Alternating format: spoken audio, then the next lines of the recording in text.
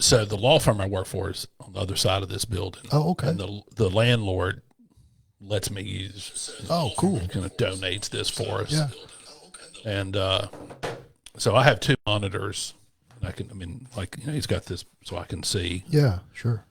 Look, one of my monitors went out, and I thought I had, dragged back to Windows 95 with one monitor. Okay. Let me test this one more time. Test. 1, 2. Testing. This one more Testing. time. 1, 2, 3, 4. All right. Great. Okay. You want to just do... just clap it. Just clap it. Okay. Or use the music. That's fine. You want to use the music? Yeah. Okay. 1, 2, 3, go. All right. And 5, 4, 3...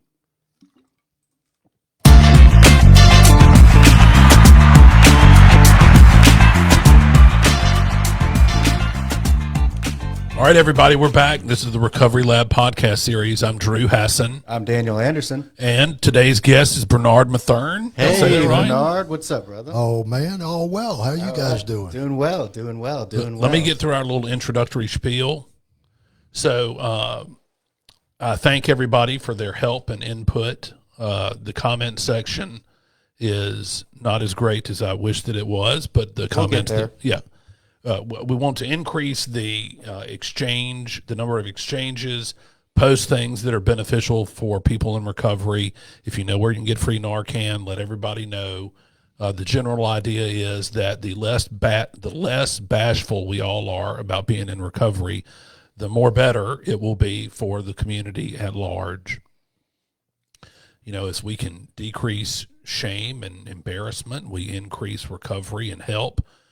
Because, there are people dying out there still every day. Every single day. If we can help one person, then it's all worth it. My cousin messaged me last night, and she said, "Would you mind if I gave your number to somebody?" I was like, "Of course not."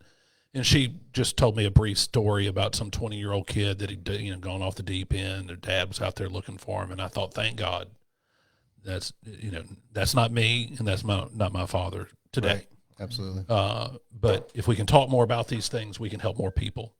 I know that you can get free Narcan always from Mr. Moore's Bike Shop in Hattiesburg. Mr. Moore's quite the force of recovery. He's a great person. The Pines usually gives it away. Christina Dent and Angela Mallett's place, End It for Good. You can find that resource on Facebook.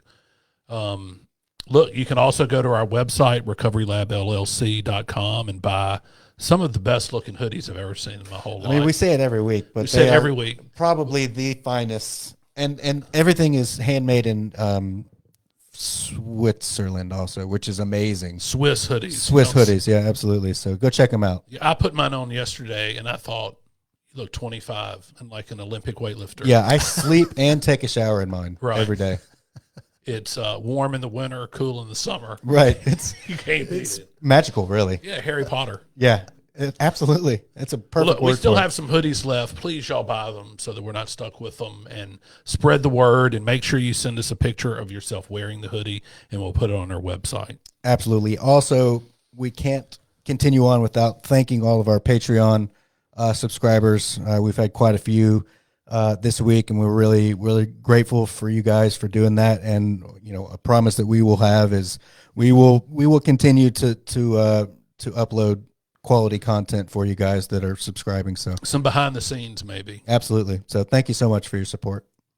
All right. As I say every time, without further ado, nobody wants to hear me. Bernard, thank you so much for giving of your time, man. I appreciate it. Oh, I'm excited to be here and appreciate the invite. Absolutely.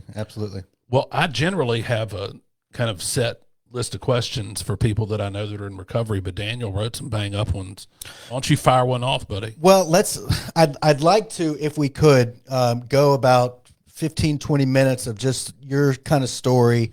If you wanted to go a little bit longer than that or a little bit less than that, that's totally cool. I hit him with that a little while ago. Yeah, I think we've let people talk about their shenanigans for too long. Yeah. And not gotten to the good part. Yeah, so let's do 15, 20 minutes or so, and then we'll hop into these questions if that works for you. Hey, I'm flexible. All right, whatever sounds you need, great, man. Awesome. And also congratulations on 40 years of 40 sobriety. years. Thank you. That's wicked awesome. Well, I can't take much credit for it. Understood, but it's still pretty amazing. Thank you. All right, Floor is yours, sir. Great, great. Well, as I was driving up here, it allowed me an opportunity to really reflect. Gosh, it's been 40 years ago since I've been in the pits of addiction, and it's easy to forget the details. It's easy to forget what it was like back then because recovery has been so joyous and fulfilling. Yeah, when I tell my story, I really give an overview of what addiction took me to. I like to focus more on recovery because I think more people have questions about how do you sober up, how do you live without what you depended on for so long, day in and day out. So I'll start off with saying that I did not have a disruptive upbringing.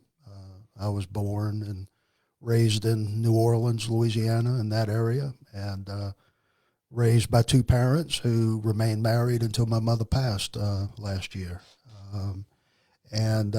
But what I do remember is from as early on as I can recall, I walked around with a lot of fear. I was just scared of life. I was scared of everyone in it, and never truly felt comfortable in my own skin.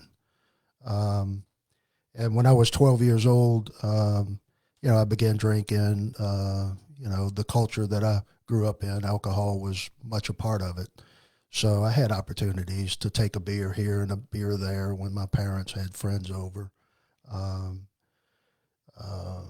Got into smoking pot when I was 12 as well. And I just recall when I was under the influence, like many of you who go to 12-step meetings, I felt different. I felt comfortable in my own skin. And so I proceeded to try to stay that way as often and as much as possible. It worked. Yeah, it sure did. It sure did. Unfortunately, the price increased. There was tremendous inflation and addiction because I wasn't old enough to purchase my own drugs, so I had to find ways to get money. And I'm not proud to say that that involved breaking the law and hurting people to fund my addiction. And I just remember the shame and the reputation that I developed because of that, and just couldn't see a way out. I remember my dad, who was a pretty stern man that always told me what was right or wrong, and it tore him up to see me do some of the things I did. And he and I had a pretty tumultuous relationship then, and I was so out of my mind towards the end of my addiction that he and I used to hunt a lot in Mississippi. And I remember one morning he dropped me off at the stand, and he had been really trying to interfere with what I thought I needed to survive. And in my insane thinking, I put a crosshair to the back of his head with my scope, with my finger on the trigger as he was walking away, thinking, if I just pull this trigger, he'll be out of my way and I could do what I want. And gosh, reflecting on that after all these years, it is hard to imagine being in that mindset today, but it was very real then. And it was a tough thing to get honest with him about in my ninth step when I went through treatment and, working the steps with a sponsor. And I remember thinking, man, he's never going to treat me the same way. But, Did you tell him the story? I did. Because when I did my fifth step, the member of the clergy who heard it, who was a really cool guy, you'd have never thought he was a member of Mickey? the clergy. No, this guy was in Baton Rouge, which is where I was in treatment. And, he said, what you got to do? Huh? I said, yeah, I know. That's the only way I'll be able to forgive myself. And he needed to know if he was going to take me hunting again, what I was capable of. So, as many have experienced, it was nothing like I imagined it would be. Of course, it hurt him, but he was happy that I was honest with him. And, the miracles of the program is, he ended up being my best man at my wedding. And, he's my friend today. And, beautiful transformation, And so if it's one of several examples of my experience where I thought there was no way I could face this. There's no way I could be honest about this. But as you guys know, God does wonderful things with what we used to be shameful about, and turns it into nuggets for other people that are trying to stay sober. Absolutely. Yeah. So, long story short, my dad had always told me that if I ever bought drugs in his house, he would call the police on me. And sure enough, in my drunken stupor and carelessness, Needed to test him on that. Yeah. Oh, I knew he was serious, but I thought I could conceal it appropriately, but I was wrong.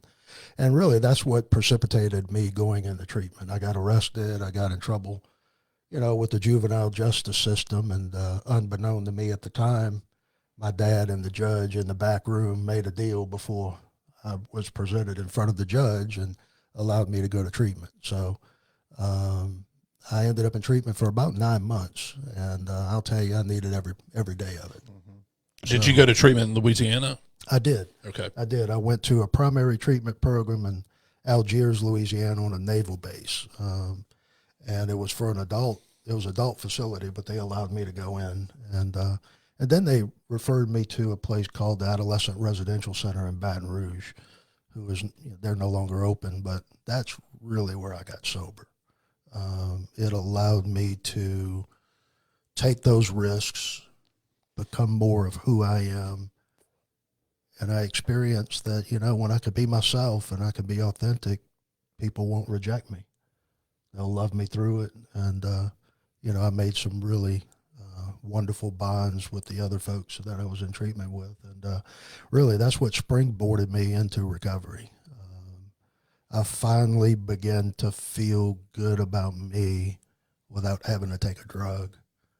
And I was desperate for that. So I hung on to it and protected it as much as I could. So after 9 months of treatment, went back to New Orleans and just jumped right into AA. And there's a club down there called the Camel Club in Algiers. It's similar to, Yana here in town. And went to a meeting every day because I didn't know what else to do.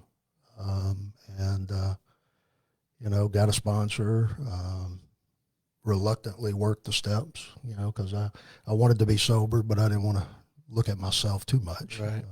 But fortunately, the old timers kept me focused, and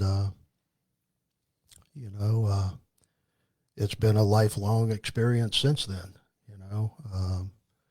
Met my wife in 1990, and ended up marrying her in 92, and we've got 3 kids and 3 grandchildren. And frequently I recall how grateful I am to know that they never have to meet Bernard and what I'm capable of, Right, in addiction. So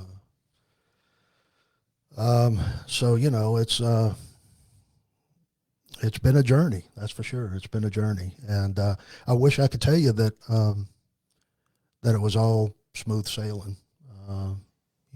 Life still happens even though we get sober, and the beautiful thing is recovery shows us how to respond accordingly when life happens. So got back to New Orleans, finished school, wasn't ready to go to college, so I started working, and my dad helped me get a job with a friend of his who owned a land surveying company. So I was a lineman for a land surveying company, and a year and a half sober, July 3rd of 1984, truck ran over me and our work site, and for the next 6 months, I really experienced the power of the AA fellowship. They pumped me with a lot of opioids. I was lucky to live into ICU on a ventilator, and took 6 months of repair. Eventually lost my arm to amputation, and I was told that in the hospital, in the emergency room and the ICU waiting area, there were more recovering alcoholics in there lining up to give me blood than there was my own family members. And I was hospitalized about 3 miles from where I grew up. So I tell you, AA stepped up, and I was so glad that first year and a half of, showing up, being known, establishing relationships, because those guys and women, came to my aid. Had AA meetings in my hospital room, and just an awful lot of support. So, I surely haven't had the success I've had in recovery because of me. I was just willing to show up and suit up and let people support me. And really, the process kind of unfolded on its own. I remember when I first got sober, it was mind-boggling to me how working those 12 steps on the wall could change me. Just couldn't comprehend it. Doesn't seem like anything impressive, just some words on the wall. But what I know now is just trust the process. Just allow people to help you, and being willing to help others. And something changes in your heart. Something changed in my heart to where, recovery is my life passion, both for me and my family, but for those that I help in the profession that I'm in. Well, I think you've been in that profession the entire time I've ever known you, which is a hot minute now. How did you get to Mississippi and get to be in the therapy game? Well, 2 years before I moved up here, my dad was transferred to Mississippi with his job, and I would come up and visit and just fell in love with the area. I like to fish and hunt, and again, we hunted in Mississippi. So although I grew up in the New Orleans area, I'm not much of a city guy. So I really didn't have anything keeping me in Louisiana. So I moved up here in 87, October 1 of 87. Went to college for a couple years, still wasn't real serious about it. And my sponsor one day mentioned to me that there was an opening at the Baptist CDU, the Baptist Hospital back in the day, for a substance abuse tech, and asked me if I wanted to go interview with the executive director. They were called SATs. Yeah. So I said, man. Sure, man, I need to make a little money, and I need to do something productive. So I went to talk to Mary Ross. Mary Ross. Yeah. A blast from the past. And so they hired me, and a couple years later, they asked me if I wanted to be a part of the counselor training program, and I said, sure, why not? And the rest is history. 32 years later, I'm still helping folks discover themselves and find a new path of recovery. That's awesome. All right. So I guess one of the questions was there a crisis that sparked your recovery journey? Was there something, and it sounds like you've already answered that there wasn't necessarily something that was a traumatic experience that kind of kicked things off for you. Do you feel like you were predestined for addiction and a life of mischief, or was there something specific that caused you to really reach out to drugs and alcohol as a solution to who you are? 40 years later, I have a much different view of that compared to if you were asking me that question in a year or 5 years in recovery. What I know now is I definitely had an anxiety disorder that I didn't know about, didn't understand it, and I don't think many people did back in the day. Right. And that's what really motivated me to drink and drug as much as I could, as I mentioned earlier. And throughout that period of time, I was bullied in school and, some other traumatic things that happened that I had a hard time dealing with. Right. And so that's why today I'm an advocate of really helping people explore their entire background, Right, and absolutely. addressing some of those traumas. That's looking back on it now, that it was really, I was treating an untreated anxiety disorder with some unresolved traumas. Right. And so the drugs and alcohol were a solution. They worked for a good while. Sure. You're right. Yeah, they did. Right. And I thought they were still working when I was uprooted and sent to treatment, because I wasn't a willing participant. Right. I mean, I wasn't stupid. Sure. Treatment's better than jail. Yeah. That's why I agreed. But it wasn't because I had taken step one and recognized my powerlessness and unmanageability. Right. That came later. Right. Understood. Okay. Did you ever lose hope when you were drinking and using? If so, what helped you to break free from those feelings? In other words, were you ever just so lost emotionally that the only options were to do something different or to basically unalive yourself? Were you ever at that point? And what did you do? Did you listen to people? What did you do to get out of that? Well, I'll tell you, Danny, I never experienced it when I was using, because, as you mentioned, the chemicals did the job. Right. I actually experienced that in early recovery, of not really dealing with all of my emotional trauma. Tell us a little about that. Well, I'm a young guy. I get sober, can't drink and drug anymore, and so what a lot of us young guys do is get into relationships and,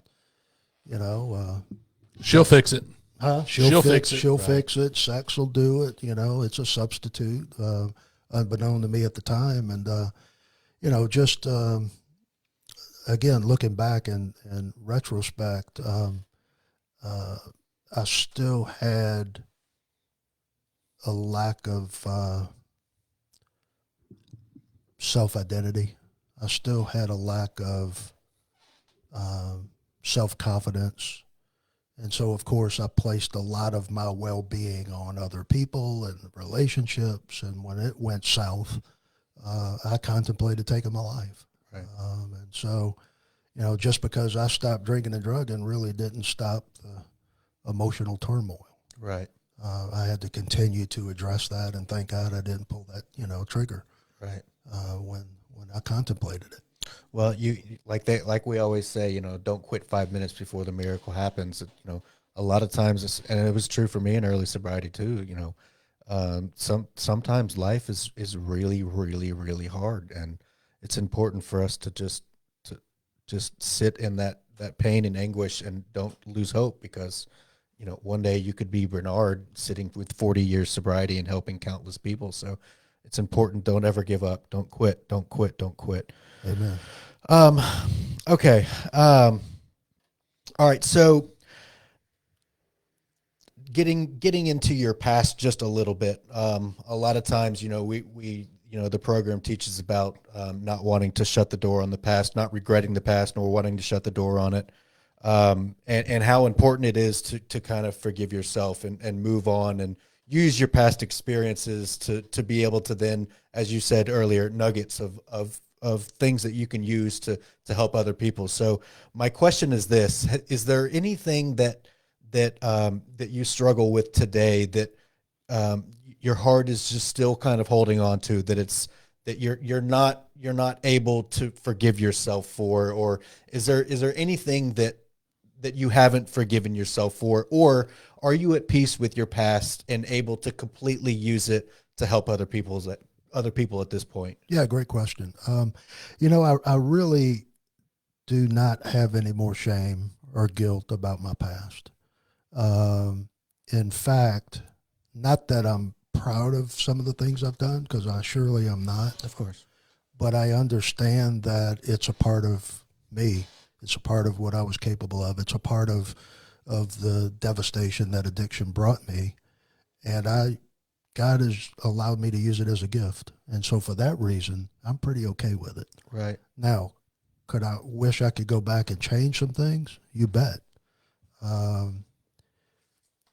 Again, I've forgiven myself, but there are, 2 or 3 situations where I hurt people that I didn't know that I couldn't go back and make amends to. And so that still comes to mind from time to time. Sure. But basically, I tell my story in AA, and I usually tell it all. Right. Because again, there is that person out there that's full of shame, that's like me, and a lot of us said at some point in time, I'm taking this to the grave. And maybe if they hear me share something that I once thought the same, they're willing to share it and take that risk and release that burden. Look, I think that's beautiful. I mean, one of the real motivating Shame factors is so powerful. For having the podcast is if we're on here being real honest about our mistakes and problems and where we struggle, and we can convince guests to be equally as transparent, the next man can say, look, I fucked up just like that. That's you right. know? I did those exact same things. I thought crazy things. I did crazy things. And if we can help somebody not make even one of the horrible life decisions I've made, I'm sure he's made too. Absolutely. Then it's all worthwhile. Sure is. Absolutely. What a great, Yeah. that's a great way to look at things. I mean, I've learned from being in recovery, we won't truly get to some measure of victory, if you will, unless we can find a way to make profitable our mistakes. What good can I have out of this? How can I help the next man? I mean, I think that's really the underlying philosophical basis of the, step 12 is, I can't change it. I might as well get something good out of it. Mm-hmm. Right. And it starts with the ability to forgive yourself. That's where, when you can forgive yourself, shame doesn't have anywhere to grasp on. So when you work through the forgiveness of yourself for being a shit person, when you can start to work on that and truly forgive yourself, then, like I said, shame doesn't have anywhere to grasp onto. And shame is so unbelievably powerful. I don't think that a lot of people understand just what kind of a grasp shame can have on us and how it can affect every aspect of our life. So it's important to begin that process of forgiving yourself, so then you can slowly get away from that shame and eventually get to a point like you're speaking of that, shame doesn't have a place in your who you are today. Right. It was a driving factor in your history and helped you to get to certain points that you wouldn't have gotten to otherwise. But now, as a result of that pain and that anguish that shame produced, you're now able to move past that and use that. So very much so. And I didn't do that on my own. Of course. The old saying, we'll love you until you learn how to love yourself. Right. That was true for me. Other alcoholics who liked that I was there, who welcomed me, who looked forward to seeing me. Genuinely cared about you. Genuinely cared about me. It was the first time I felt like I belonged somewhere. Right. Without a drug. Right. In an AA meeting. And so, I can't emphasize that enough. The power of the fellowship gave me the gifts that I now have to extend that to another suffering alcoholic. Absolutely. Yeah. The follow-up I have about this is kind of a multi-part. I want you to think for a second about, reflect on your life and even in abstract terms, we can talk about it so it's not completely personal. But think about some real problem you've had since you've been sober. Inter-family conflict, job conflict. I mean, something that is reflective of the general human condition. Your kids are acting up, your wife won't do right, whatever it is. How do you approach problem solving today? Good question. Yeah, really good question. I mentioned a year and a half sober, going through the accident and really having to deal with a lot of change in my life. Were you on opiates before that? You mentioned opiates. I was a year and a half sober. Well, I when mean, that happened. recreationally, was opiates part of your thing? No, it was mostly benzodiazepines, marijuana, alcohol, and amphetamines. Well, But did I everything like- else. everything else. But did I like it when they gave it to me? Yeah, you did. You betcha. You betcha. Yes, sir. You betcha. I think this thing's broken. Mine's not working. Yeah, as I mentioned earlier, even though I got sober, life still happens. I mean, but to answer your question, yes. I mean, I've had cancer. I'm a cancer survivor. My wife is currently being treated for cancer. A couple of years ago, one of my sisters committed suicide because of depression. Like I said, I lost my mom last year. So there's a lot of things, a lot of challenges, like everyone else. I guess for me, and not that, I don't want you guys to think that I just breezed right by it with no problems. But I never tried to deal with it myself. I still have to talk about how I feel. I still have to talk about what conflicts me. Even though I'm praying and even though I'm trying to practice the principles in my life, I need to pick up the phone and say, hey, I'm hurting today, or I'm pissed today, or, I'm just struggling. And just take it a day at a time. I know it's a cliche, but really, if I can just live through today and get to my bed and get a good night's sleep, then I got another shot at it tomorrow. Right? My mindset generally leans towards finding a formula. I think I have this need for certainty, and I know if I can just do this, and this, then I'll have the outcome that I want. And I think that I ask people similar questions to this because I genuinely want to know, like, what it is they do. How do you employ an successful response to undesired circumstances? And it sounds like the first thing is benefit from having stayed plugged into the recovery community. Correct. I mean, you can't reach out and talk to people unless you've got people to reach out and talk to. Exactly. And I think the other thing too, Drew, is this is going to sound really weird to some of you, but I embrace feelings. I embrace challenges because I know that they're going to happen.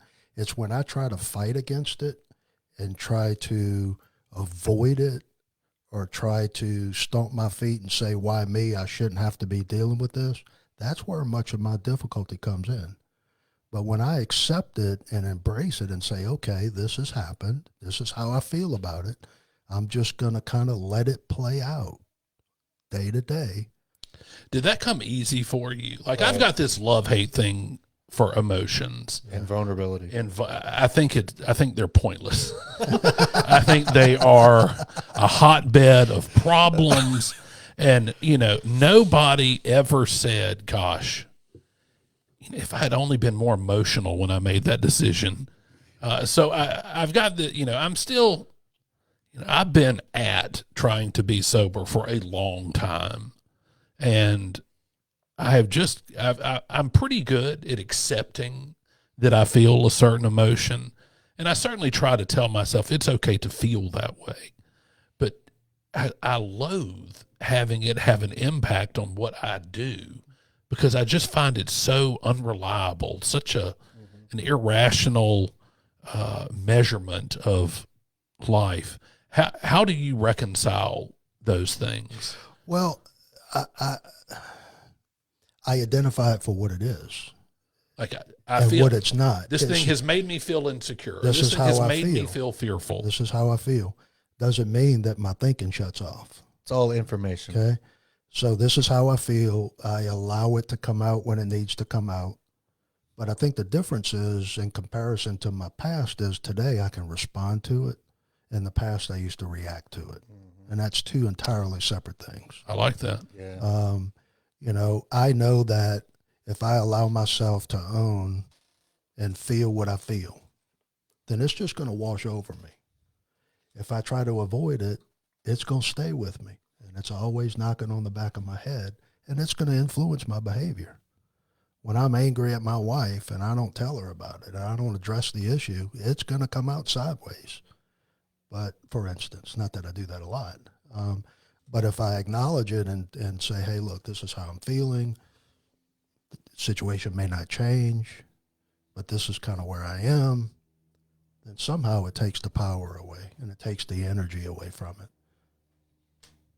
So it hasn't happened overnight. It's 40 years in the making, and I'm not saying I'm perfect at it, but it sure is a lot easier now than early recovery, for sure. Yeah, absolutely. Recovery's a practice, isn't it? As much as Absolutely. anything else. Very much so. Very much so. I love that, responding instead of reacting. It's incredibly important and something that I am still very acutely aware of. I am not a master of. Being reactionary versus Right. Professional life, I'm pretty good, but personal life, I've got a lot of work to do.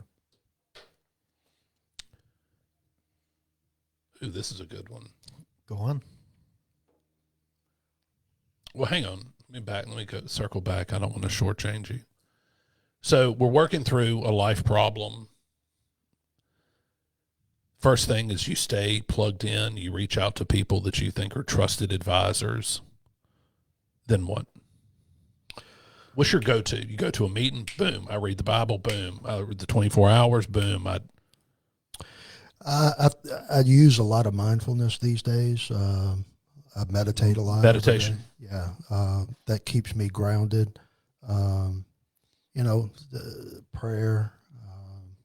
They make apps for that. Yeah. What do. does meditation look like? It's such a generalized term. What for you, for Bernard, what does meditation entail? What does that look like? Well, and I actually use an app. But it really is time for me to just focus on my breathing, try to clear my head as much as possible, fixate my attention on a particular sound or smell or just a sensation of breathing, and just trying to practice as much as I can to focus on the here and now. And that's not only the 15 or 20 minutes that I do it in the morning, but I try to practice that throughout the day. So I catch myself trying to rush through things like preparing a meal or eating or taking a shower. And so what I'm trying to practice is to slow that down some and just savor the moment, pay attention to the food and the aroma and the texture and, things of that nature. It's very Thich Nhat Hanh-ish. Yeah. And it helps. It really keeps me from dwelling in the future. I don't typically have issues dwelling in the past. When I'm not in the here and now, I'm usually somehow trying to project the future, and that creates a lot of anxiety for me. And so I find that since I've been putting forth more of a concerted effort to be mindful, that really has improved. That's a good answer. The mindfulness movement seems to have worked itself into recovery pretty well. It showed up and it's pretty popular. Mm-hmm. Very much. Is the general idea like, say I've got this, bugbear out here, this thing that is causing me emotional turmoil, mental anguish. The general idea of mindfulness is to recognize that right this moment, that thing is not bothering me. I'm here. I'm okay. These are questions. Yeah. No, yes. I think it serves multiple factors. One is just to reset the central nervous system, is what I'm learning. I've been trained in trauma and helping others with trauma and learning a lot about trauma for my, personal benefit. And what I'm learning is that when someone has unresolved trauma, the central nervous system remains on guard. It remains hypervigilant. And so there's this low level of on edge, anxiety, tension, waiting It's for this the shoe primal to drop. protective response. Very much so. Very much so. You know, this is so fascinating. Zed Thompson, that was on the podcast, Great guy. spoke at length about, because I was hitting him with a lot of questions about what do you tell that brand new person. And he kept going back to, I would tell them, to focus on their body. And it was really interesting how he walked me through this relationship between the mind and the body, and how that relationship gets distorted because of addiction, or as he was reflecting on post-traumatic stress and codependency. And it's really fascinating. I think people in recovery can benefit from contemplating these kinds of things. Yeah. And it's not an attempt to avoid what you're experiencing. Again, it's allowing you without judgment to embrace it and just be aware of it. And there's something about just accepting its presence and inviting it in that takes the distress away. Because I think head and body's one and the same. And the longer that I stay sober and the more that I learn to help others, with trauma backgrounds, the more I'm realizing that you have to take a holistic approach to recovery. You cannot carve one piece of yourself out and address it without addressing everything else that comes with it, whether that be diet, exercise, mindfulness work, and what I've shared with clients is that, our body is a barometer. When it's hungry, it will tell us. When it's thirsty, it will tell us as well. When we're lonely, we will know it as well, because of the physiological experience of that emotion or that need, that unmet need. And so, if I'm allowing myself to experience myself holistically, then I'm much more aware. And what research has shown is the more we can train our minds in the here and now, it actually changes brain chemistry. It actually helps to develop new neural pathways in the brain that somehow are advantageous for well-being and good health, etc.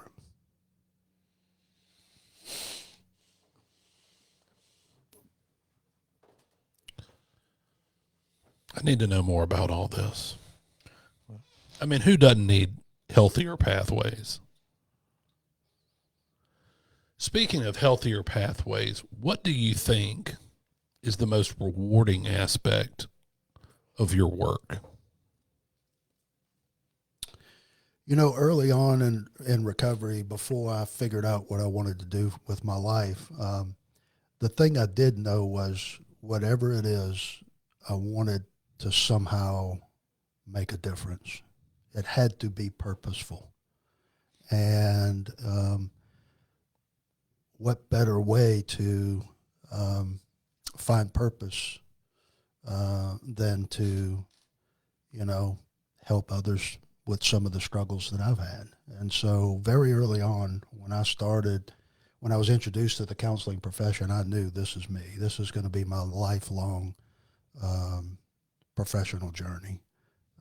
And I just really love it. I really do. I love having people on the other side of the room.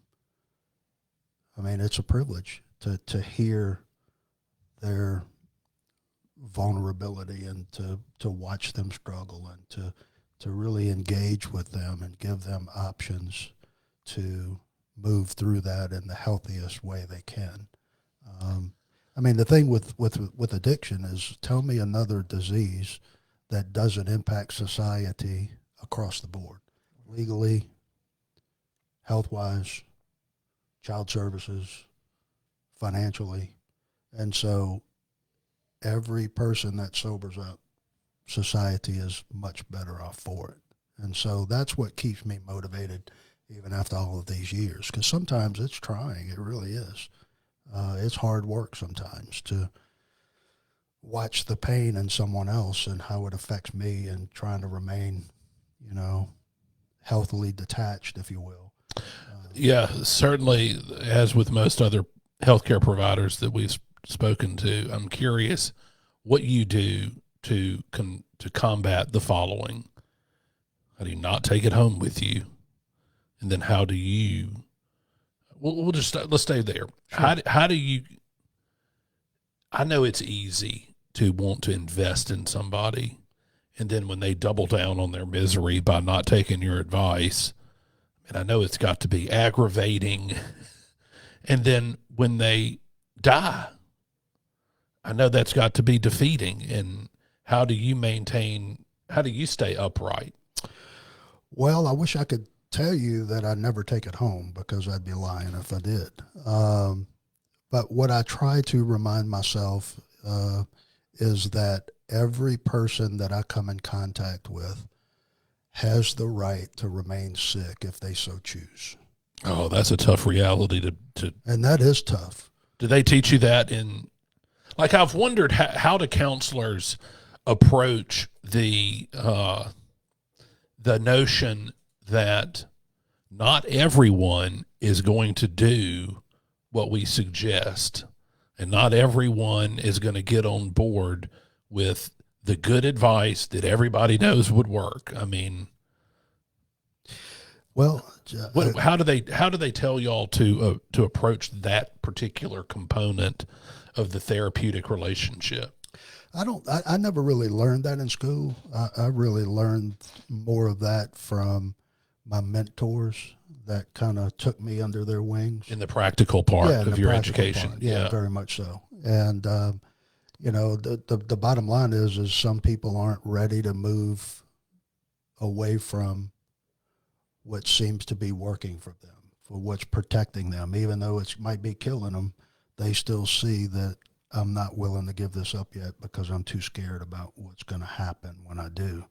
I just, really just have to remind myself that just because I want someone to change doesn't mean it's going to happen. Well, like I was talking to you about up there before we came in here about my brick wall analogy or patchwork quilt analogy about my belief system. Mm-hmm.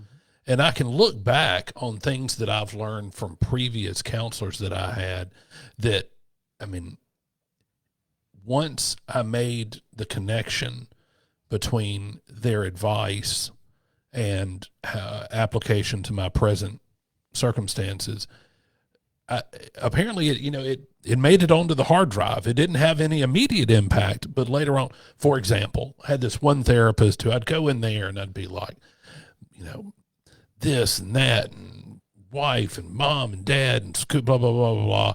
And she would invariably ask me, what happened the week before? And I get it now. What led up to your reaction to this stimulus here? And then later on, when I kind of put two and two together about where she was going with that, I thought, damn, that's pretty good advice. And I was always taught that, so many times my mentors would mention, Bernard, we're here just to plant seeds. Yes. We're not in the results business. Yeah. The yield may not happen in front of your eyes, but that doesn't mean it won't happen. Yeah. It's a brick in the brick wall. Exactly. One of many. And that was true with me. I mean, it was it continues to be a lifelong process. So, unfortunately, some people die from it and never want to hear that report, but it hurts. It really does. But that's just the ugly reality of this illness, that some people will not survive it. And a lot of people do survive it, and a lot of people do recover from it. So I have to balance that out with all of the different lives that have been changed as a result of a new way of living.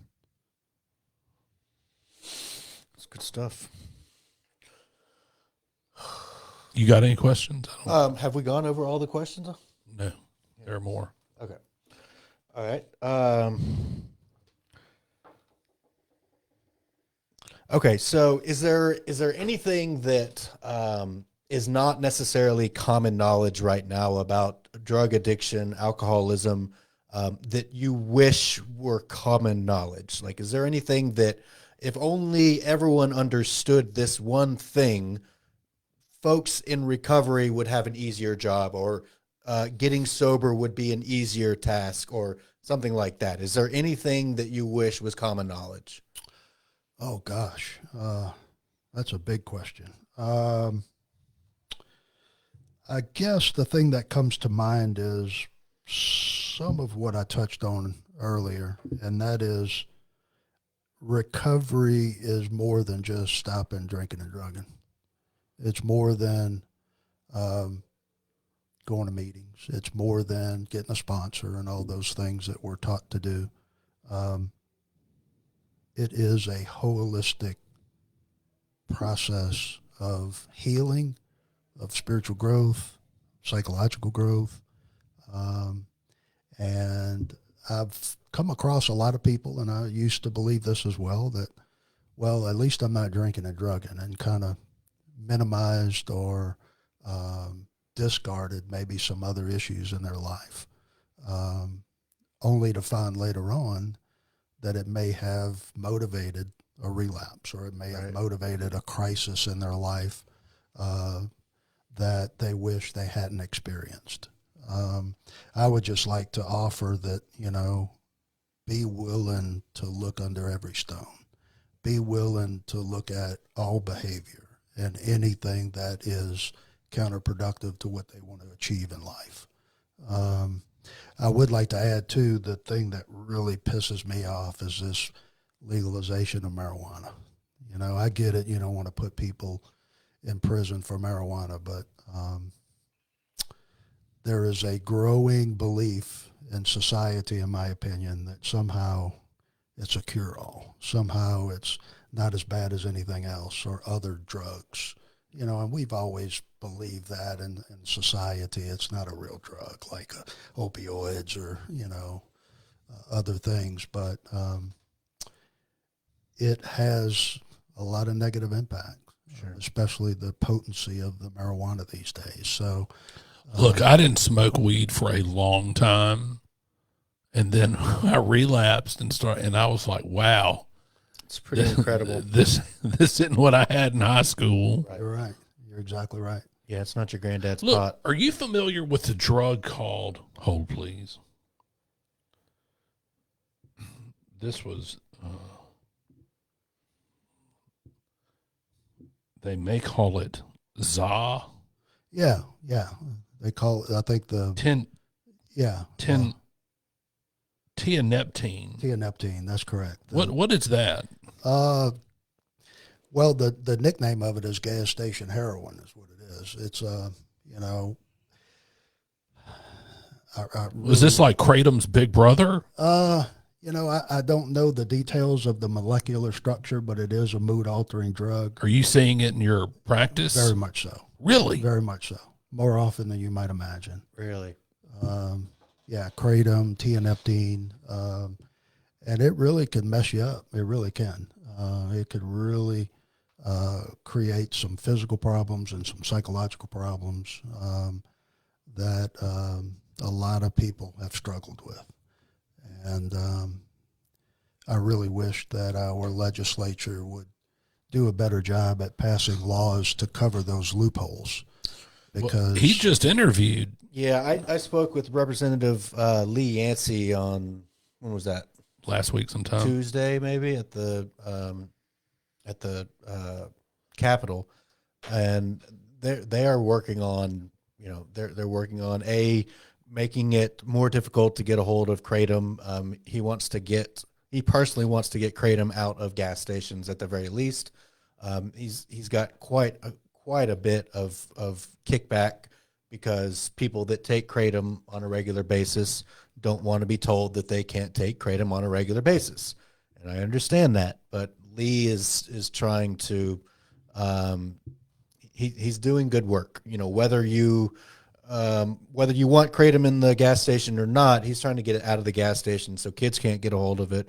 He doesn't have a problem with you ordering it online. If that's what you want to do, fine. But he's working on legislation to be able to make things a little bit better for folks not to be able to obtain things like that you can at a gas station. I mean, really, you can serve just about any high on a decent level at pretty much every gas station. So he's working on that.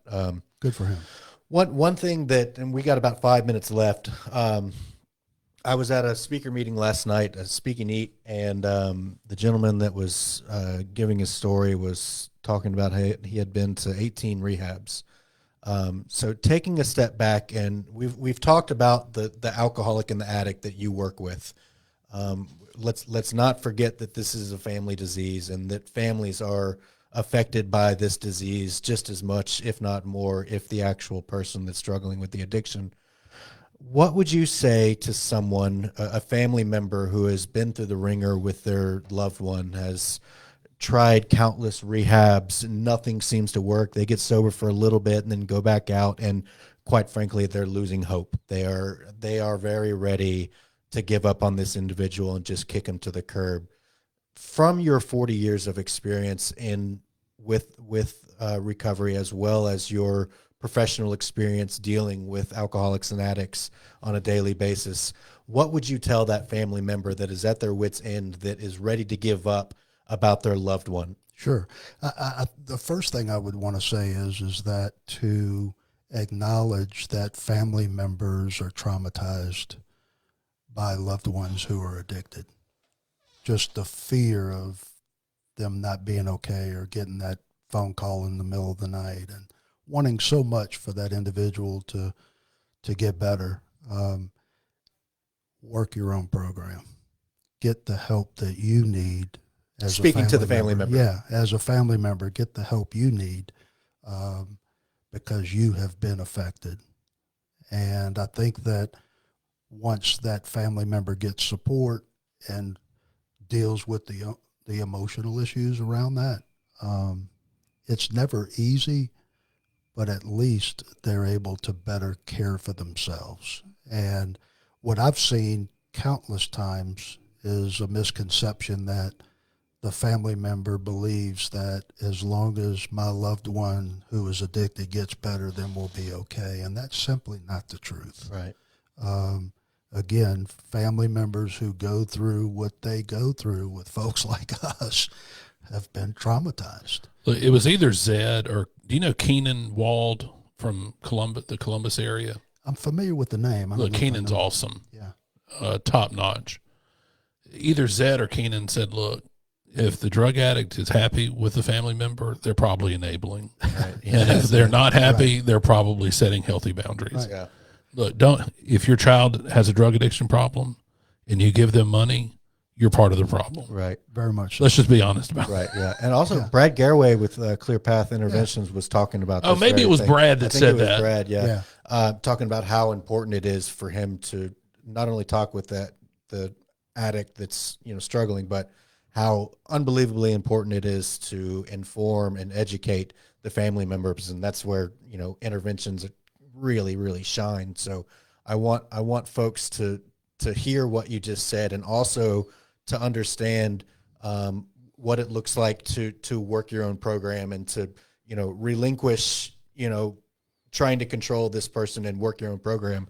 And there are resources available for those people that are struggling, the family members that are struggling. You can reach out. We have resources on our website at recoveryLabLLC.com. You can reach out there. Also, for family members or addicts that are struggling, is there any way that they can get in touch with you, or for your, how can they get in touch with you? Yeah. Look, I'll give you, there's two ways they can get a hold of me. Okay. I work at a Bridge to Recovery. I'm a therapist there, and we do offer services for both the addicted individual as well as family members. So they can reach me there at 601-977-9353. Or you can reach me on my cell, 601-209-3289. That's 601-209-3289. It's very kind of you to offer that. That's really amazing. Look, as we close, let me say this. I tried to get Costas on the podcast, and she's refused. So maybe you could shame her into submission. As wonderful as Costas is, she just does not want to be in the spotlight, and I get it. I get it. So, but yeah, she's a very neat individual and has helped a whole lot of folks. She's great. Yeah, she's she great. Really is. And I will say this: I will also add Bridge to Recovery to the resources list on the Thank you. website. Yeah, I appreciate that. Yeah, we'll be able to. Is it okay if I put your phone number on? It sure is. Okay. Yeah. All right. Sure is. I'll do that. All right. Well, I think we're about out of time. Thank you so much for taking Bernard. the time to come. And I've This is enjoyed it, awesome. guys. I Yeah. really have. Thank you very much for Yes, sir. allowing me to, reflect on the past a little bit. Absolutely. Well, we're just don't grateful want to you were stay able- there. Yeah, absolutely. Exactly. We do not want to stay there. All right. Thank you so much, Bernard.